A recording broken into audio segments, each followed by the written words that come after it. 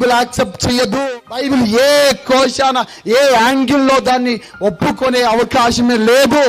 మళ్ళా దాన్ని సంఘపు డబ్బులతో ఈ అడ్డదారి తొక్కితే అడ్డంగా నరిగేస్తాడు దేవుడు. కొందరు ప్లే కార్డ్ ఆడతారు డబ్బు కోసం, కొందరు ఐపీఎల్ బెట్టింగ్ వేస్తారు డబ్బు కోసం, కొందరేమో డబ్బు కోసం సంఘాన్నే మానేస్తారు. లేదా చెప్పండి, ఆదివారం కొంచెం కూలి పనులు ఎక్కువ ఇస్తామంటే ఏమి కొట్టేస్తాం చెప్పండి? పనికి కొడతామా, సంఘానికి కొడతామా? సంఘాన్ని కొడతా. కోతలు అన్నారంటే కోత కోసేస్తాడు దేవుడు. ఇప్పుడే చెట్ల గొడ్డలి చెట్ల వేరున ఉంచబడి ఉన్నది. డబ్బు కోసం అడ్డదారి తొక్కగానే యూదా పతనం ప్రారంభమైంది. ఈరోజు ఇక్కడ ఎవరైనా ఐపీఎల్ బెట్టింగ్ ఆడే వాళ్ళు ఉంటే మీ గొడ్డలి మీ మెడకాయ మీద ఉందనే విషయం గుర్తుంచుకోండి. ఎవరైనా వడ్డీ వ్యాపారాలు, క్రైస్తవులై ఉండి వడ్డీ వ్యాపారాలు చేస్తుంటే దేవుడు మిమ్మల్ని నరకబోతున్నాడనే విషయం జ్ఞాపకం ఉంచుకోండి.